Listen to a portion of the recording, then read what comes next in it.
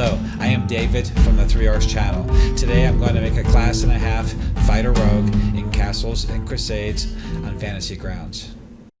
Okay, right now we're on the desktop of Fantasy Grounds Unity, and I have the Castles and Crusades rulebook, Player's Handbook open.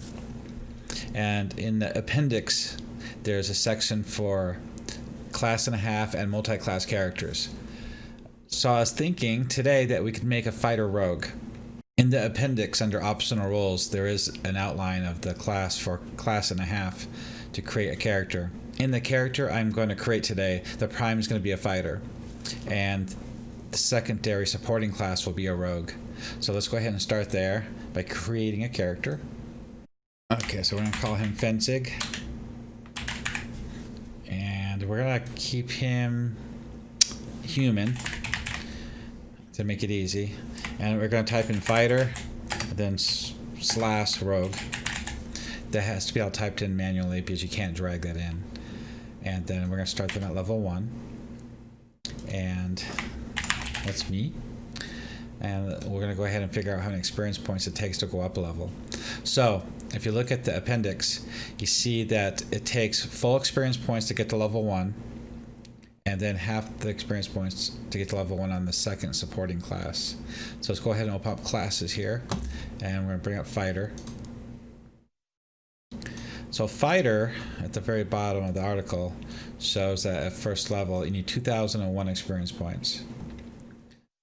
So we got 2001. And then to get to a second level rogue, open up rogue now. Okay, open up the rogue article and scroll to the very bottom, and you're going to need 1,251. So that's a total of 3,252 experience points to reach second level. Okay, so now let's go ahead and roll up the stats. So I'm going to do 4 dice 6, pick the best 3.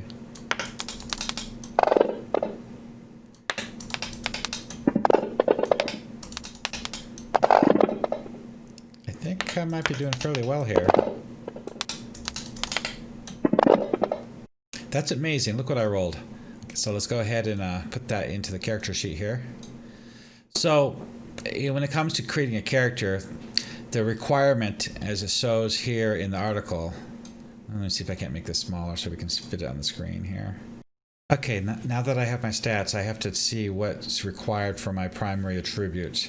The primary character, the principal class, has to be the prime. Since my fighter is the prime, that'll be strength. So I got 2 more to choose from.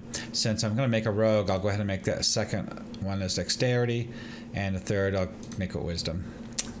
And now I have to place my stats.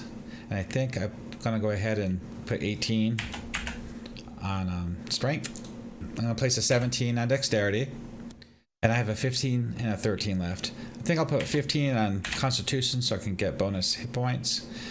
I think I'll put my next high stat in charisma because that'll help roleplay when it comes to interactions with NPCs. Okay, now I need to roll hit points. If we look at the chart in the player's handbook, scroll down, scroll up, we'll see that a fighter is a die 10 and a rogue is a die 8. So we're still going to roll a die 10 for hit points every time he goes up a level. So I'm going to go ahead and roll that die 10. So I rolled a 6. He's going to get a +1 for constitution, so that gives him 7 hit points. So we're still on the main tab of making the character, and we have 3 fields to think about. We have special defenses, special movement, and senses. I like to put notes on this tab to remind me later while playing. First, let's go ahead and add a portrait real quick.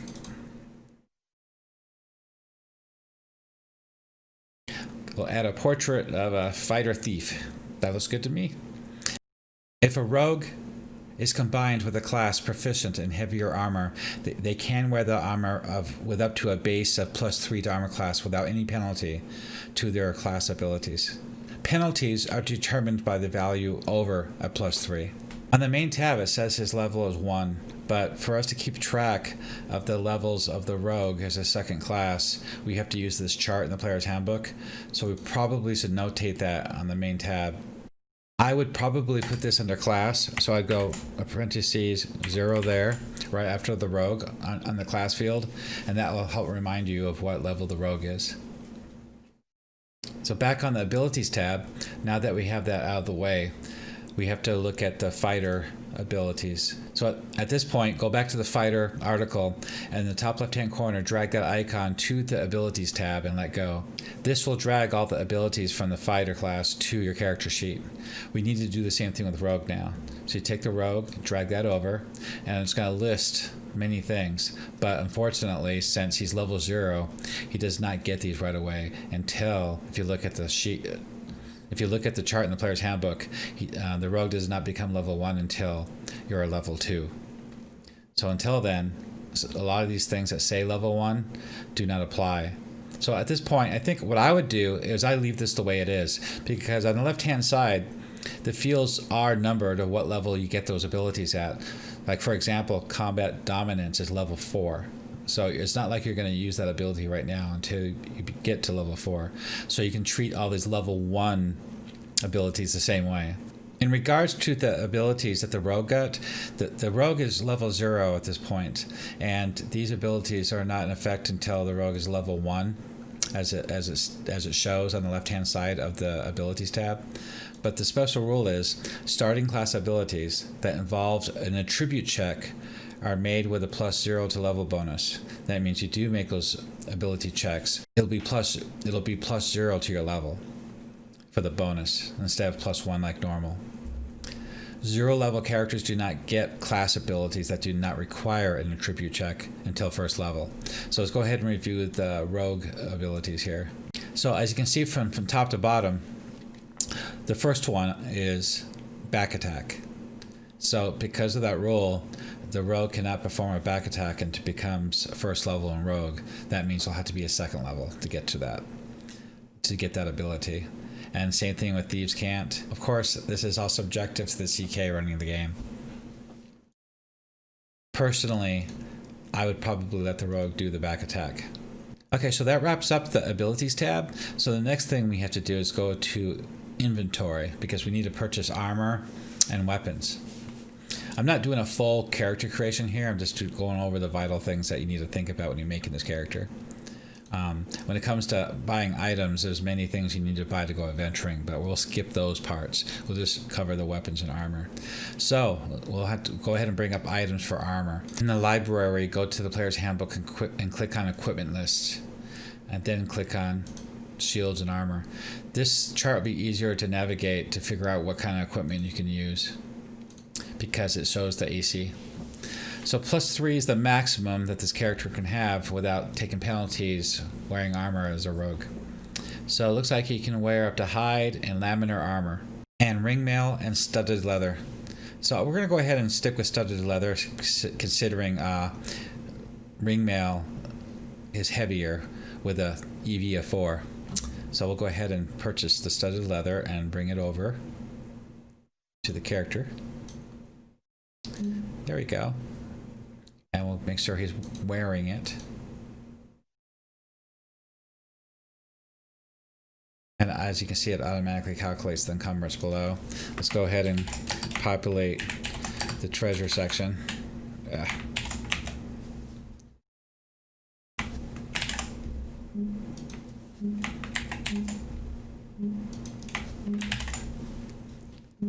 Okay, we should look at starting coin. I don't believe this article actually covers starting coin. So I'm going to go with the highest amount that's allowed. So we'll go ahead and look at the quick reference guide and scroll down to starting coin. The fighter gets 3 die 8 and the rogue gets 3 die 4. So we'll do 3 die 8 times 10. So it's 170 gold pieces.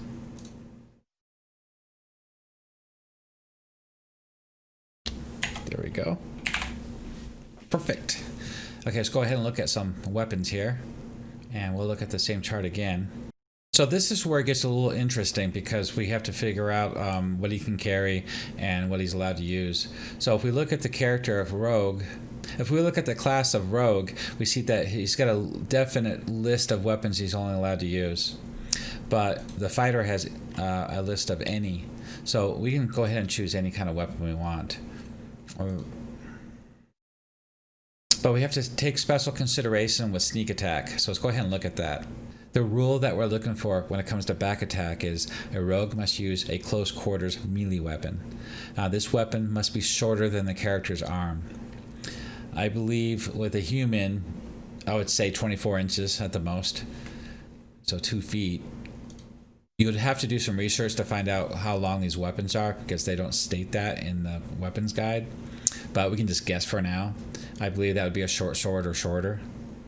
But it doesn't mean he can't use a longer or bigger weapon in combat. He just can't backstab with it or back attack with it.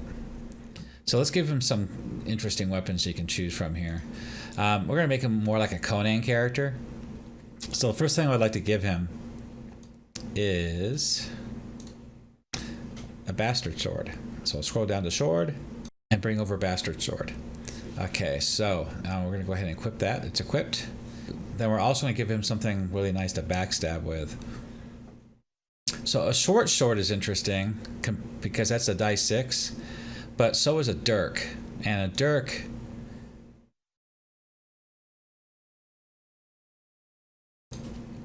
so as you can see the differences of damage that they both do. And also the difference of encumbrance, which is a factor when it comes to rogues. Now the encumbrance rating of this character is 21, which is really high, so he can carry quite a bit. Especially when he's not wearing such heavy armor like most fighters would wear. So right now his total encumbrance is only 7, so he's got a lot to play with here. Dirks do more damage on average than daggers, but you can't throw them. But a dagger you can throw, so that's something else to think about. Okay, so for now, let's go ahead and drag a short sword over to him. And he can probably use that to do a back attack.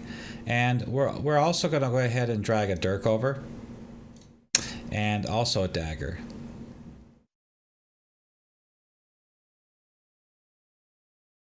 Actually, looking at this, I think it'd be best if he had many daggers on him, because that way you'll always have daggers to throw or use or dual wield.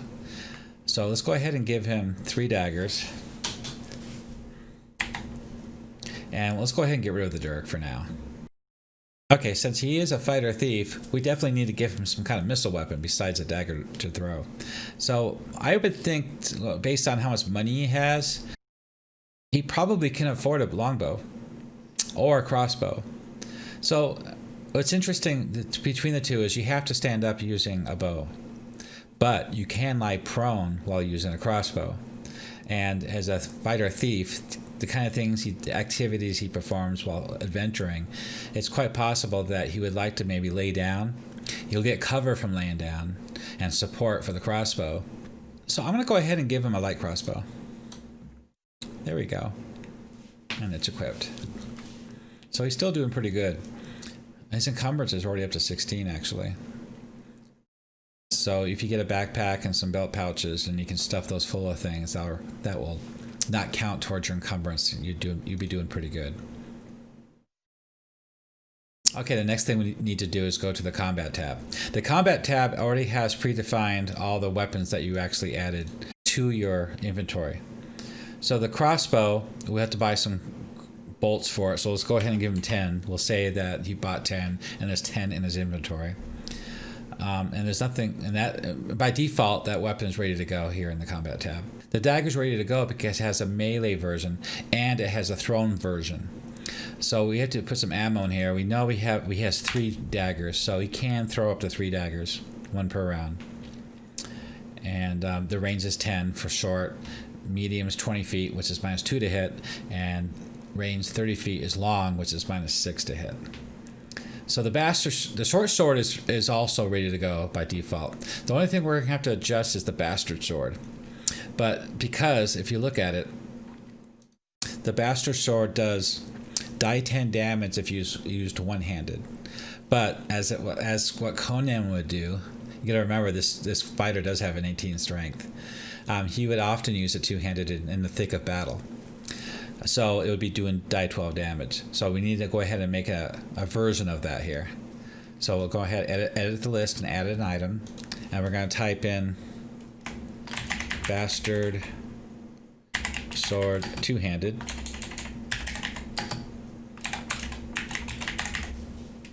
And we'll go ahead and modify the damage with a die 12. So you're going to take a 12-sided die and you drag it into the damage field. There's an attack line item and a damage line item. Also, while we're here, he's a fighter with weapon specialization. And I know before I said longsword was going to be his preferred weapon, but I decided at the last second here that Bastardsword should be it. So we're going to go ahead and add +1 to hit and +1 to damage for his weapon specialization. That is a good choice for combat. Another good choice might be something you might want to back attack with. That's something you'll have to struggle with to figure out on your own what would be the best choice for you. Okay, so now we have two versions of the Bastard Sword. And also, the Bastard Sword one-handed version, you'll have to add +1 there to attack and +1 to damage as well because of his weapon specialization. So these titles on these weapons can say, you can edit them and make them say anything you want. So I'm going to go ahead and retitle this weapon to Bastard Sword. As you can see, the reason I did that is because now they're next to each other in the melee, in the weapons field. So now we're going to click Mini. So the Mini tab will pop up, that little mini window in the top left-hand corner. The reason there's no weapons showing in your combat window is because they're carried, they're not equipped. Carried means they're stowed away or still sheathed. But if you click on it to change it to equipped, now you have the two-handed version of the Bastard Sword ready to go in your weapons window. And it's a much cleaner interface to use versus using the character sheet. We're going to go ahead and add the crossbow. And let's go ahead and add the daggers for fun. See how that works? You can add all of them if you want. There you go. So they're all there for you. So that's a pretty big equipment list for a first level character.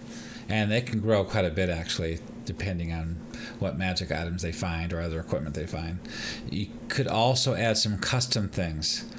Another good example would be this. A flask of oil. And that would be carried. And so a flask of oil, depending on what rules you use, it does 2d6 damage the first round if it hits. And it's also a missile weapon, so you could change it from melee to missile. And ammo is 1 or 2. Ammo is as many flasks of oil you have on you, so I'll just leave it at 1 right now. The range is 10 feet. It's 10, 20, 30. And damage is 2d6. So you pick up the 6, right click on it to make it 2 dice, and then drop it into the damage field. And there we go. And the second round and third round will do further less damage, depending on what rules you use. I use 2d6 first round and die 6 damage the second round. And if they miss, it's going to do die 3 points of damage in a 5-foot radius for splash damage. So that custom weapon is ready to go, also in the combat tab. As you can see, you can add all sorts of things. If you can think of anything, from spells to, if you could cast a spell, to scrolls, to wands, to magic items, you can add all that to the weapons tab, so you can add it to your ability to use it quickly in combat. So as you can see, this can grow quite big. Okay, so that finishes up the combat tab. So the spells tab will leave because the fighter rogue doesn't get any spells. And the notes tab is you fill this all out manually, and then you add the languages that they might know. So I'll add Goblin. There we go. And Common. So that finishes creation of a multi-class character. We have how many experience points it takes to go up a level. We talked about the abilities tab, when they do get their abilities. And we talked about the combat tab, the equipment they get, and the armor they get to wear. And the armor bonus will add +3 for the studded leather armor. The dexterity modifier is already calculated. If we wanted to, we could actually buy a shield. So let's go ahead and go to the items list again, and we'll go to shield, and we'll get ourselves we'll go ahead and get a small steel shield at that. So that's going to give us +1 to your armor class on the combat tab. So we're going to add +1 to the shield bonus field. There we go. So his armor class now is 16. That's pretty good for a first level fighter. He has good hit points, a lot of abilities, and he doesn't really need too many experience points to go up a level, which is a better alternative than a real full dual class character, which would take many more experience points than that. So this wraps up the creation of a class and a half character in Castles Crusades on Fantasy Grounds. If you have any further suggestions of other videos you'd like to see, please comment below. If you have any questions, comment as well, and I'll try to answer them when I can. Thank you so much for your time, and you have a good day.